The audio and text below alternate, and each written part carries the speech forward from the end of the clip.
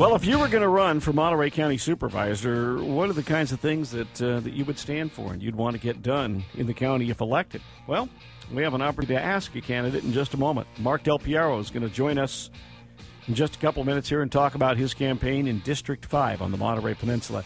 8:10 is our time. It's Fox News Radio, 1460 AM and 101.1 FM. Let's go ahead and take a look at our traffic and weather together right now. We have one accident to tell you about. This is in the 2000 block of Freedom Boulevard in Santa Cruz County, and apparently CHP is en route to the scene of that accident right now, a green Honda versus a fire hydrant, all right?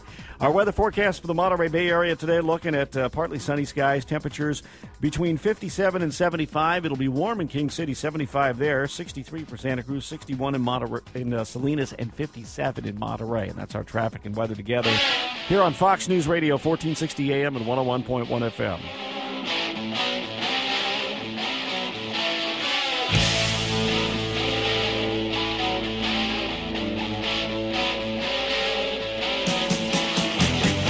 Fox News Radio, 1460 AM and 101.1 FM KION. 10 minutes after the hour, Marc Del Piero is the son of a farming family, a lifetime resident of Monterey County, and has practiced law in California since 1980. He has also served as a member of the California State Water Resources Control Board. He was on the Monterey County Board of Supervisors from January of 81 to January of 1992, served on the Monterey County Planning Commission, and has been involved in government and other organizations in Monterey County all his life. And he joins us this morning to talk about his campaign to be supervisor in the 5th District, which is going to be on the ballot in June. And he joins us right now on KION. Good morning, Mark. Good morning, Mark. How are you? Doing well, and yourself? I'm well. Thank you very much. Now, you have an interesting perspective, having once served on the Board of Supervisors, albeit 20 years ago now, and for almost 10 years, and you represented North Monterey County at the time when it was known as District 1. Is that correct? That's exactly correct. I got elected when I was 26.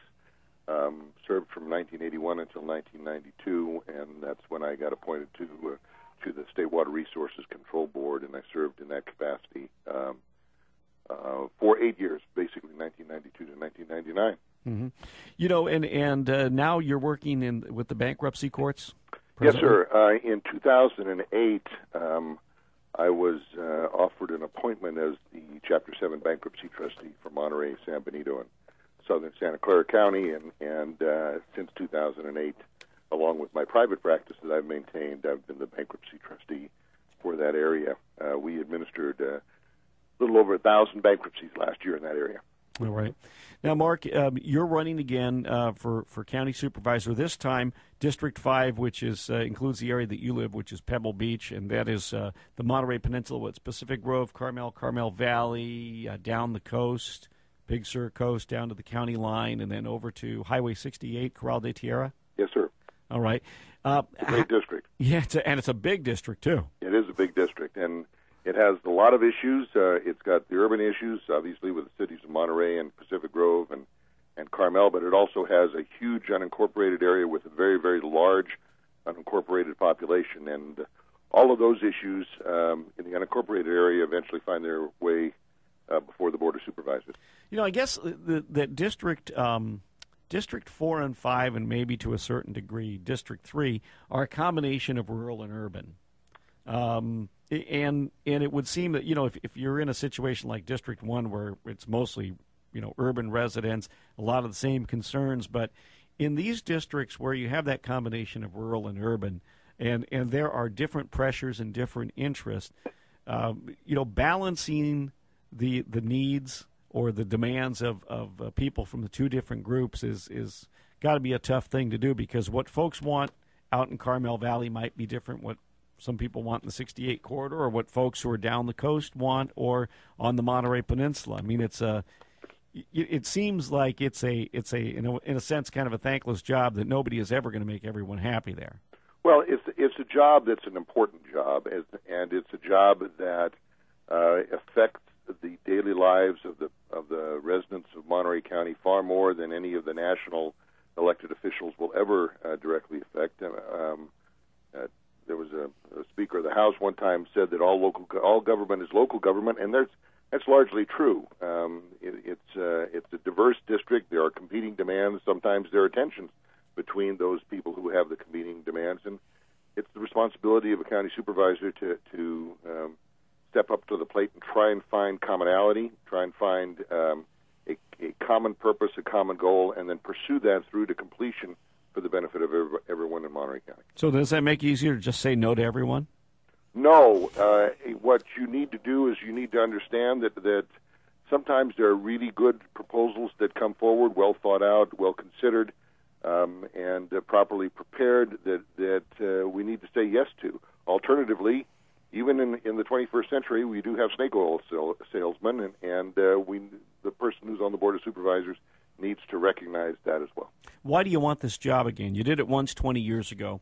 Why again? I want this job, and I would hope that the voters would be kind enough to offer their vote for me to take this position, because I really want to resolve the transparency problems and the closed-door policies that seem to have perpetuated the board in the last few years. It's just, frankly, unacceptable for the Board of Supervisors to have these allegations of criminal conduct, bribe-taking, backdoor dealings, secret wink and nod kinds of agreements among elected officials without the public being allowed to participate. Those things need to go. There's no place in local government. There's no place in any of our representative government for that type of thing. What the Board of Supervisors does is the public's business, and the public needs to be allowed to participate.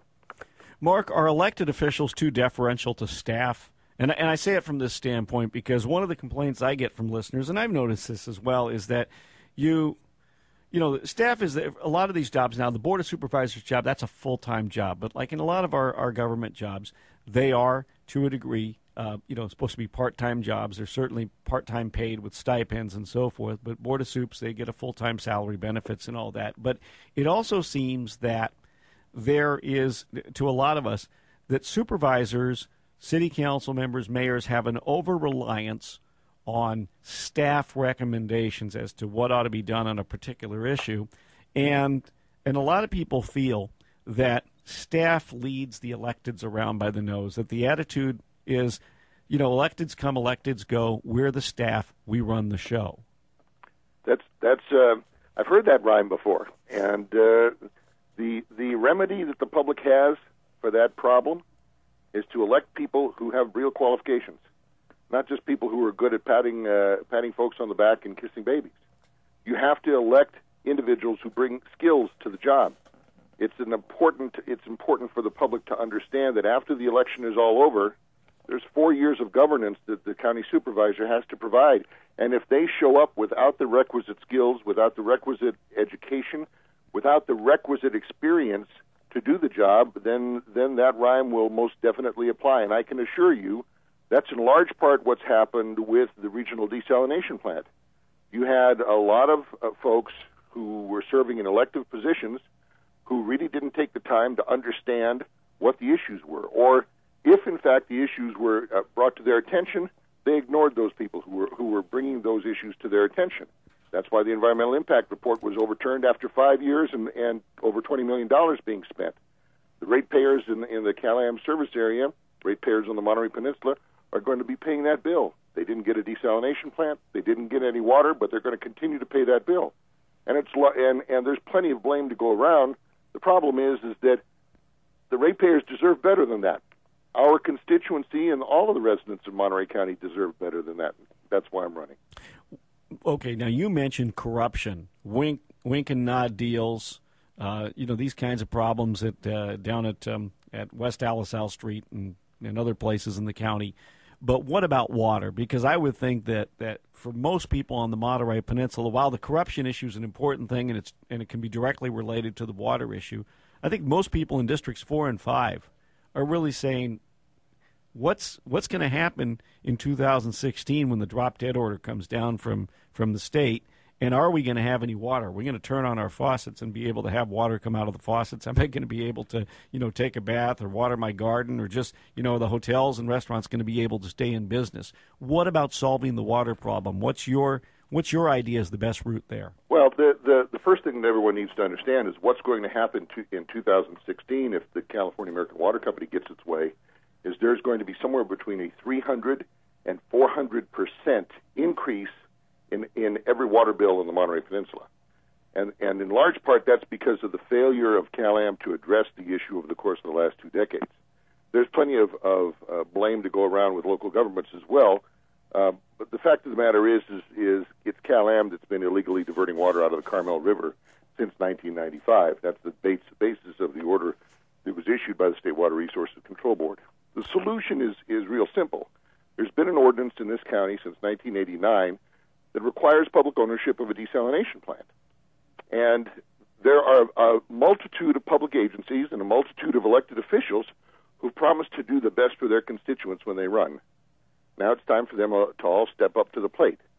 They need to address the issues as they currently exist. There is water to be developed with the Seaside Aquifer Storage Program. There's water to be used for open space purposes that is reclaimed water from the regional plant, just like they use reclaimed water from the Carmel Sanitary District to irrigate the golf courses in Pebble Beach.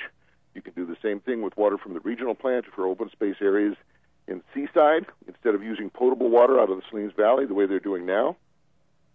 And then additionally, there's the necessity of developing a desalination plant.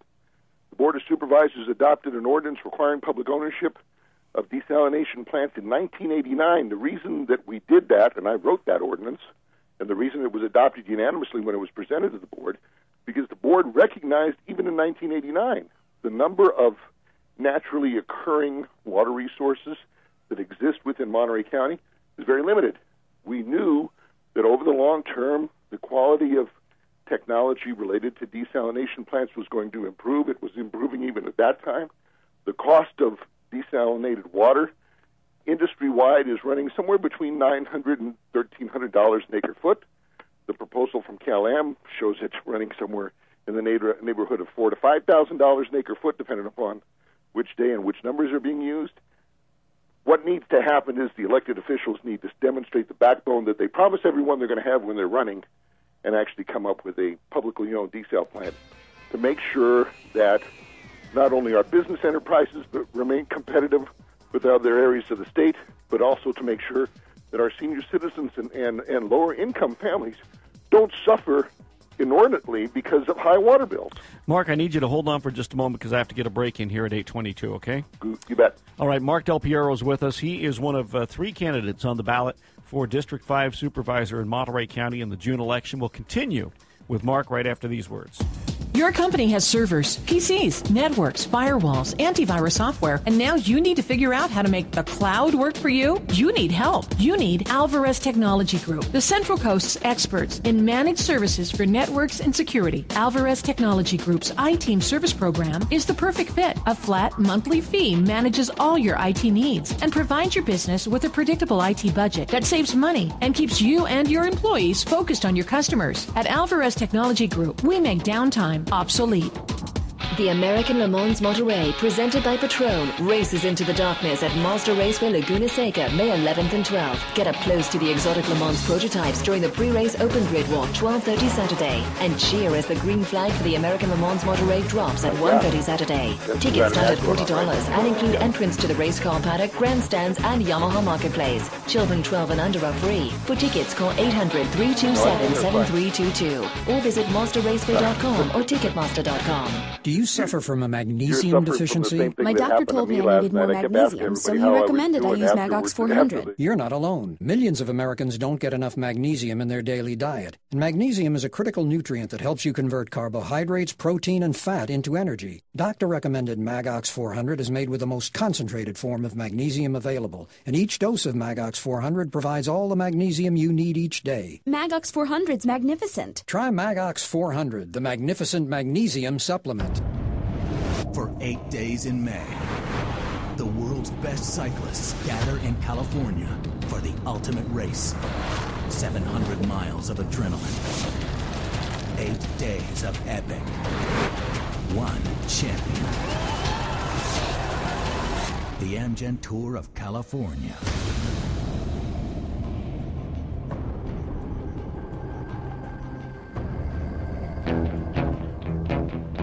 Who needs energy drinks when you've got Fox News Radio 1460 AM and 101.1 FM? 25 minutes after the hour, Marc Del Piero is with us. He is a candidate for supervisor of the Board of Soups, Monterey County, running against the incumbent, David Potter, and a fellow challenger who is the mayor of Pacific Grove, Carmelita Garcia.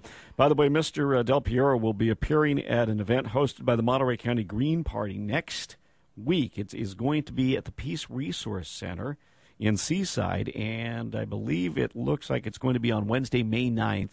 The Peace Resource Center is at 1364 Fremont Boulevard in Seaside, and apparently Mr. Del Piero has been endorsed for this job by the Green Party of Monterey County. Is that true, Mark? And that's a different kind of thing for because you're registered as a Republican. For a Republican to be endorsed by the Green Party is very different. But of course these are nonpartisan positions in the county government.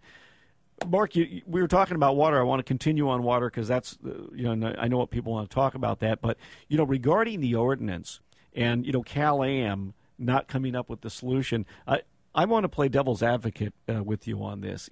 I truly believe that left to their own devices, without interference from bodies like the PUC and a number of other organizations, local organizations, Monterey Peninsula Water Management District, I think that we would have had a solution to the Carmel River problem if they'd gotten the order like they did from the state way back when to stop taking out that 11,000 acre feet a year out of the Carmel River, and they had to come up with an alternate water supply. I think it would be done and online now. I really think the impediments to having the alternate water supply, whether it was a desal plant or it was an improved dam out in Carmel Valley, have been interference from other players. Because what advantage is it to Cal-Am to string this thing out forever?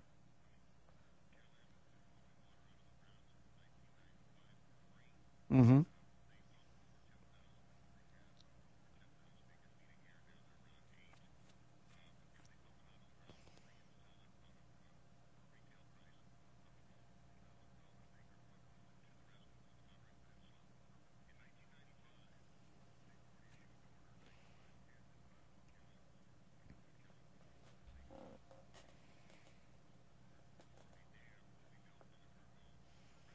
And had that dam been built, we wouldn't be having this conversation today.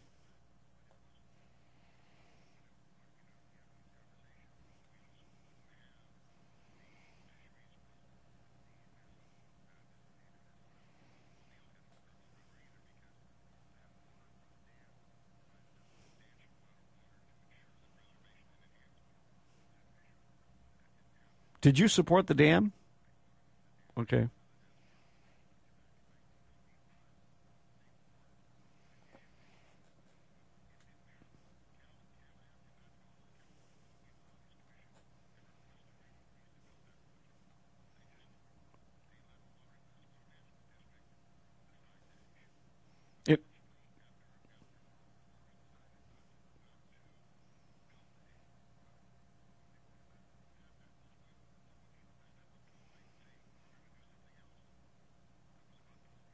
Mm-hmm.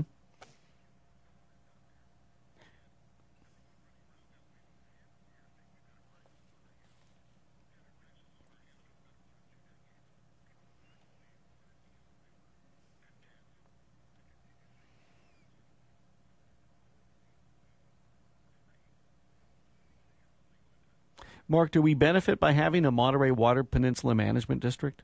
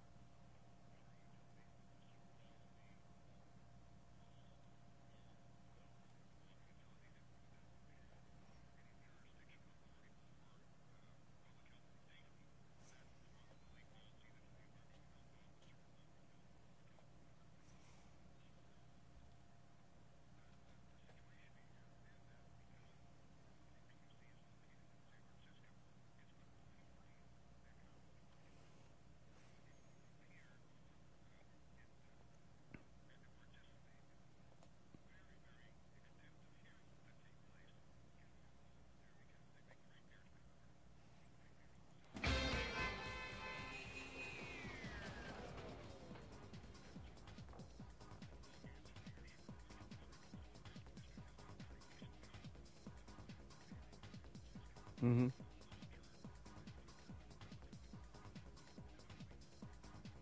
All right, we'll take a break here and want to continue on the other side of the break with this, okay?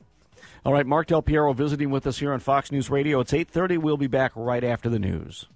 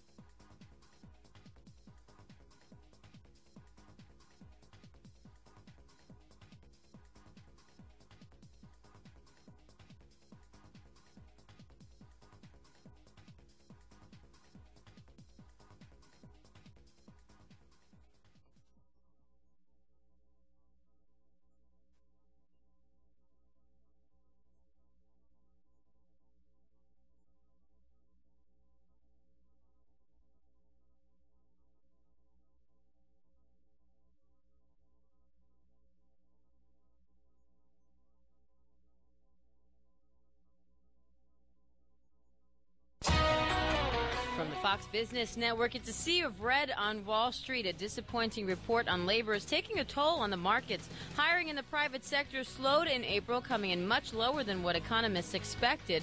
Fresh concerns about the European debt crisis is also weighing on stocks, and at 11 a.m. Eastern, the Dow is down about 40 points. Demand for manufactured goods is posting its biggest drop in 3 years. Factory orders fell 1.5% in March, their biggest decline since March of 2009. The figure was driven lower by a drop in orders for commercial aircraft. Excluding transportation, orders were unchanged. And solid first quarter earnings are pushing TripAdvisor higher today. Earnings for the online travel information company beat estimates by a penny at 38 cents a share.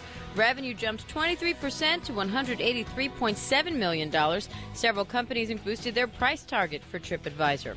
With the Fox Business Report, I'm Diane Macedo. I am the new way to work, and I'm not quite what I seem. To my friends, I work from home every day. To my clients, I work in the Chrysler Building, and it's all thanks to my Regis virtual office. It gives me all the benefits of a prestigious office address, only without the overhead. I even have access to a private office when my clients want to meet face-to-face. I am the new way to work, and I'd like you to join me. To find out more, visit regis.com/virtual or call 1-800-OFFICES. That's 1-800-OFFICES.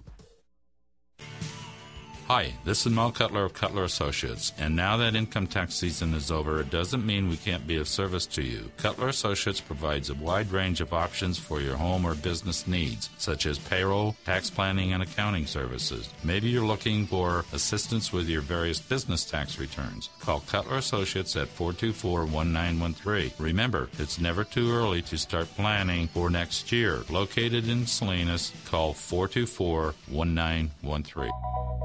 We were sitting in the living room, and suddenly everything started shaking. It was cool. It wasn't cool. Thankfully, we were prepared. To survive and recover. And so was our house. Our policy with the California Earthquake Authority gave us the financial strength to rebuild. And working with our homeowner's insurance agent, they got us back to normal. For more information, visit earthquakeauthority.com. California Earthquake Authority, the strength to rebuild. First Capital Bank has a great story to tell. In less than 6 years, we've been recognized as the highest-rated bank in Monterey County. As a local bank, we provide an exceptional level of service, local decision-making, and competitive products. Our local bankers have years of banking experience right here in our community. Call us and tell us your story, your plans. We're here to help. Visit us in Salinas, Monterey, or King City, or call us at 264-4000 or online at firstcapitalbank.com. First Capital Bank, member FDIC, equal housing lender, SBA preferred lender. Do you suffer from a magnesium deficiency? My doctor told me I needed more magnesium, so he recommended I use Magox 400. You're not alone. Millions of Americans don't get enough magnesium in their daily diet. And magnesium is a critical nutrient that helps you convert carbohydrates, protein, and fat into energy. Doctor-recommended Magox 400 is made with the most concentrated form of magnesium available, and each dose of Magox 400 provides all the magnesium you need each day. Magox 400's magnificent. Try Magox 400, the magnificent magnesium supplement. Gasoline. It's too damn hot. Be the 20th nationwide caller now to 1-877-565-WINS. And you'll be registered to win $50,000 to fill up your gas tank for 10 years. Fox News Radio 1460 AM and 101.1 FM. We're not PC and proud of it. Fox News Radio 1460 AM and 101.1 FM. 25 minutes before the hour, 8:35. Marc Del Piero is visiting with us, and Mark is a former member of the Monterey County Supervisors. He'd like his job back, not the same seat that he served in before, because now he lives out on the Monterey Peninsula and wants the District 5 seat occupied by David Potter. And I want to ask you about the incumbent in a moment as to one of the reasons why you're running, but we've been talking about the water issue, and that is really, I think, the number one issue on the Monterey Peninsula, whether you're in District 4, which is Jane Parker's seat that's being challenged by Burl Smith, or you're in District 5. It is the issue of water and where the new water supply is going to come from, because the clock is ticking, and we're getting down to we're getting down to the nth hour here on this. And now Cal-Am has come up with a new plan. Let me ask you about their new plan for the smaller desal plant combined with ASR. Does that look workable? And do you see that as happening? And if you're elected as a supervisor, would you support it? First of all, it violates the county ordinance that requires public ownership. From a technical standpoint, does it look workable? Yes, but the prices that Cal-Am is floating on their website and that they're presenting to folks in their public information sessions are way out of whack with what the current industry is. It appears that what Cal-Am has done in terms of their proposal is to include in the costs that they're attributing to the desalination plant a large increment of money for replacement of pipelines that they might not otherwise have the opportunity to recover the funds for from the California Public Utilities Commission. So it's the devil is always in the details in large construction and large capital facilities projects to find out just exactly what's buried in those incremental costs. We need a desalination plant in order to satisfy the requirements of 9510. We need a desalination plant in order to develop enough water so that we have an increment of economic growth opportunities for for my kids and their kids in the future. To be able to live on the Monterey Peninsula, to live in Monterey County, and to have the chance that we all had to enjoy not only the benefits of their labor, but also to realize the possibilities of their entrepreneurial spirit. The real problem that you've got here is real simple. You just don't have an economically viable proposal that's currently pending before the ratepayers. And I understand that Cal-Am also wants to be able. Are you still there, Mark? Yes, sir, I am. Okay. I understand that Cal-Am also wants to be able to include the cost of removing the San Clemente Dam as part of anything that they do in a new water supply. So there are a lot of costs that people would see. That's true, and that's in large part the problem that presents itself. No one is getting a full picture of what exactly that layer cake of additional demands for payment is going to look like.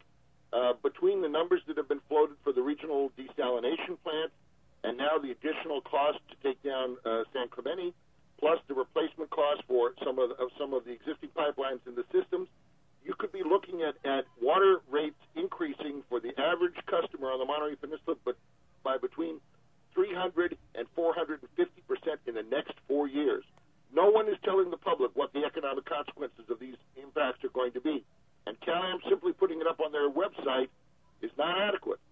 There needs to be a serious public discussion, and all of the elected officials who keep telling their voters that the elected officials are going to do the very best they can for them need to engage in this matter, and everyone needs to understand that there are real costs here that we all, as residents of the Monterey Peninsula, will be expected to bear, not for a day, not for a month, but for decades. All right. Let me bring on a caller. Mark in Salinas has a question for you about the water fee that Monterey Peninsula Water Management District wants to put forward. Mark, go ahead.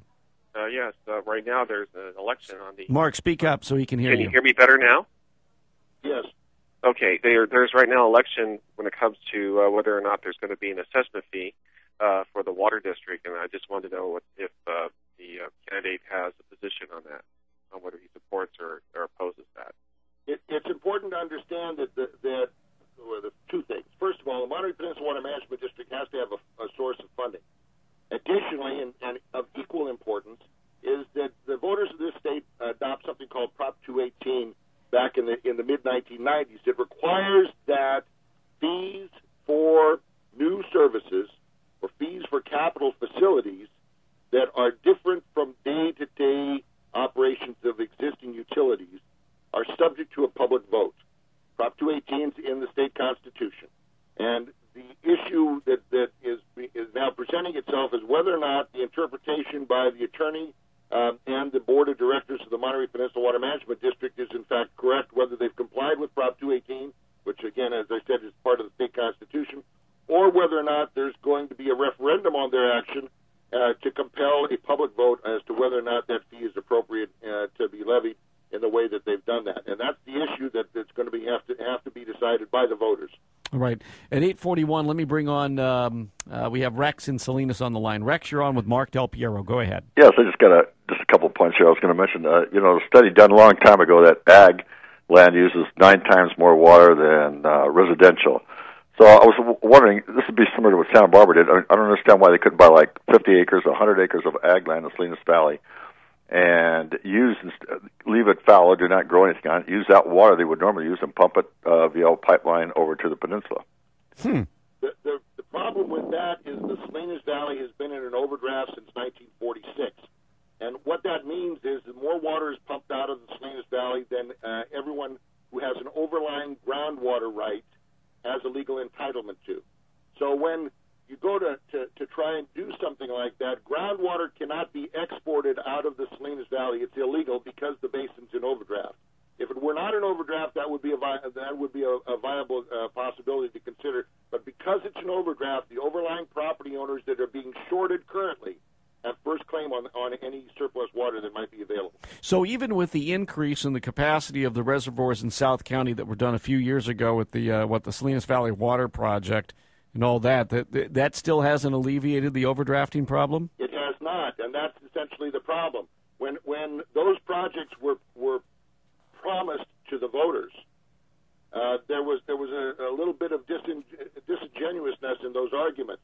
A lot of the water that was supposedly generated from those projects was promised to 2 or 3 different groups. And as a result, they don't have the resolution that they had promised the voters at the time they were convincing everyone to pay for the next 20 years for those projects. A perfect example of that is up in North Monterey County. The people in Prunedale are paying for the rubber dam project, but unless water starts running uphill, and I've never seen that happen in my entire career, no water from the Salinas River ever recharges the aquifers in Prunedale. Is that thing still broken, or did they get it fixed? They're still working on it. I understand that it's fixed for the time being. Okay. Mike is on the line here, another caller from District 5. Go ahead, Mike. I'm wondering, gentlemen, who owns Cal-Am at this point? Yeah, Cal-Am is a subsidiary of American Water. American Water is the shares of American Water owned by a German corporation. That's what I thought. So actually what we're dealing with is like a foreign entity is actually owning something in regards to a local situation. That's exactly correct, sir. And I know that when we put our well in out in San Benancio, we put it in for $1,000 the first one. We take care of it even to this day, and it's a local situation. What has happened now is the politics of these institutions have gotten so beyond the average voter's birthright to even take care of anything that's right in front of them, that you've got these situations that are running not only from San Francisco to Monterey County to the German situation. It's a whole lot like Chicago has sold all the money from its meters to Qatar for the next 10 years in order to get a great big amount of money so they can function. And we're dealing with something that isn't even a local issue anymore. It's a German issue that receives a lot of money from this, and if we wind up paying another 300 or 400%, where is this money going to go anyway? Is it going to stay locally and make things better, or is it just going to go to Germany? Well, let me. That begs the question. And Mike, thanks for the call. And we're running short on time. We've got a few minutes left in the program here. But Mark, where do you stand on the issue of public ownership of the water supply? Are you okay with Cal-Am remaining to be the water supplier for a good portion of the peninsula into the future, or do you favor the idea of a publicly owned water supply? Well, I believe that Cal-Am has a legal entitlement to continue to stay in business. Cal-Am has about 3,500 acre-feet of water rights. The problem with Cal-Am is it's a company that doesn't have the water necessary to serve its customers, and it hasn't secured a water supply in 20 years to do that. It has been relying on the continuing diversion of water to which they had no legal entitlement. So when Cal-Am talks about how valuable their company is just a bunch of pipes in the ground with a lot of air, unless or if they stop actually illegally diverting water from the Carmel Valley. That's why they're desperate at this point. If, in fact, the State Water Resources Control Board compels them to comply with the cease and desist order in 2015, and the State Board decides that cutting back might result in a public health and safety problem, their State Board's alternative is to fine Cal-Am for their failure to produce a water supply to satisfy the requirements of the constituents that they've promised to serve. That's the nature of a public utility in this state. They've got an essential monopoly, but they have to perform, and Cal-Am hasn't performed in terms of producing a project, nor have they worked cooperatively with public agencies for the better part of 20 years. If they start getting fined $5,000 or $10,000 or $15,000 a day, and the State Board crafts those fines to be unrecoverable through the State Public Utilities Commission process, it's going to hit Cal-Am right in the pocketbook, and it will substantially devalue the value of their stock. All right, 8:47 is our time. Mark, I've got to take another break here, and then we'll be right back, all right? Back to the phones. Back to District 5. Mark is on the line in Carmel. Mark, you're on with Marc Del Piero. Go ahead. Thank you, Mark. I am a District 5 voter. And, Mark, you made a statement a couple minutes ago that MPWMD needs a source of funding. I put forth to you that we had a vote of no confidence in them and voted to disband them a few years back. And basically because they've never fulfilled their charter, they have never produced one drop of water, although they're claiming to be involved in this groundwater recovery project, et cetera, et cetera. They've been nothing but stifle construction with the home inspections and the penurious manner that they comport themselves. Also, they have a horribly high payroll with their 28 employees, and their payroll cranks out to about $85,000 per employee, not counting benefits. I put forth to you that it's time for them to be long gone. And you aren't going to hear a tremendous amount of disagreement from me. I'm fully aware of the vote that was cast, the vote of no confidence that was cast a good number of years ago in regards to that. The fact of the matter is, once you eliminate something like that, then the residents, the constituents, don't have any legislative representation at all, unless the Board of Supervisors steps up to the plate and fills that vacuum. What about the cities? What about this idea of the cities coming together to have a water leadership group? Pacific Grove is talking about cutting a deal with Nader Aga to be the lead agency in developing a plant. Do you see that as a realistic option, those two ideas? I think this is a situation where any effort by any of the elected officials to try and step up to the plate and demonstrate leadership in this should not be criticized or diminished in terms of its value. Alternatively, they have to realize that they're dealing with a project and a problem that has gone on for decades. Absent significant funding for whatever exercise goes on, there will not be competent representation in front of either the California Public Utilities Commission or, in the case that it goes to an adjudication of water rights, in front of the California Superior Court to properly represent the public. There has to be somebody responsible for representing the public. And if it's not going to be the Monterey Peninsula Water Management District, as I said last night at the candidates forum in Carmel Valley, then it needs to be some other governmental entity that has the standing in order to represent the constituents and the voters of not only the 5th District, but all of Monterey County, because all of Monterey County is suffering from water shortages and the long-term ultimate resolution of this. And I think it was recognized by Mayor Garcia and the City Council in Pacific Grove, the long-term need for Monterey County is for additional water resources. And no one in the last 20 years has done anything appreciable to address that issue. A couple more calls from District 5. We have Paul and then Kathy. Go ahead, Paul. Yes, Mark, I was at the forum last night, and I submitted a question that didn't quite make it past the League of Women Voter Screeners. And my question was, should Supervisor Potter have taken a neutral position on Carmel Valley Incorporation rather to endorse Measure G, which went against over 50% of the voters in Carmel Valley Master Plan? Now, did you take a position on Carmel Valley Corporation, and do you have any comments on that? Thank you. I did not take a position on Carmel Valley Incorporation, and the reason I didn't is because the incorporation issue in Carmel Valley is a decidedly personal issue related to the people who live in Carmel Valley. That was a decision to be made by the people in Carmel Valley, not by people from outside. And so, as to the decision that Supervisor Potter made, you're going to have to talk to him as to why he made a political decision. All right, let's go to Kathy. Kathy, you're on with Marc Del Piero. Go ahead. Hey, Mark, and Mark.